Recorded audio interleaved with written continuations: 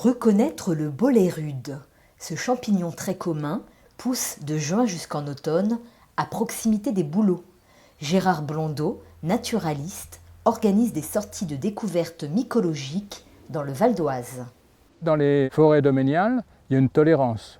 On peut ramasser des champignons, il ne faut pas que ce soit une entreprise commerciale, mais pour une consommation familiale, il faut être raisonnable, il faut en prendre un petit panier et c'est tout. Consommer des champignons régulièrement tous les jours, ce n'est pas forcément très bon pour la santé parce que c'est quand même assez lourd à digérer et quelques-uns peuvent être au bout d'un moment difficilement tolérables. Vous avez des champignons également qui sont comestibles, avérés, mais qui, dans les endroits pollués, concentrent les toxines et notamment le césium, les radiations atomiques. Donc ça peut être assez dangereux. Quand on peut, et aussi quand on veut exactement connaître le nom du champignon, il faut mieux le tourner légèrement.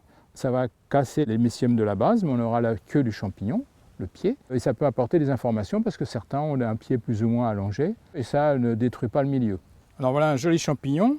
En regardant le dessous et en passant le doigt, je m'aperçois qu'il n'a pas de lamelles, mais des pores. Il s'agit en fait d'un champignon de la famille des bolets. Dans les bolets, il n'y a aucun champignon mortel. Il y en a simplement quelques-uns indigestes. Là, il s'agit d'un bolet dit raboteux. On peut reconnaître aussi sur son pied ces petites squames. C'est un champignon qui n'est pas excellent au niveau culinaire, mais qui est comestible. Ces champignons poussent principalement dans les forêts de feuillus, où il est lié aux arbres par son mycélium. Il est lié aux racines des arbres et ça forme des mycorhizes.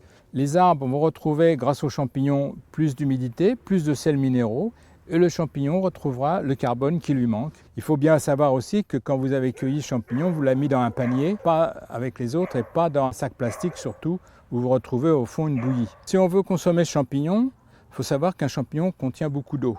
Donc c'est inutile de le remettre dans l'eau pour le laver. On se contentera de le nettoyer, de le brosser. Après, il faut vérifier qu'il n'est pas habité par des vers. Donc déjà, on va retirer cette partie-là. C'est la partie fertile, c'est là où se trouvent les spores, mais c'est assez spongieux, c'est pas très intéressant à manger. Et on va manger plutôt cette partie blanche. Alors si on la coupe,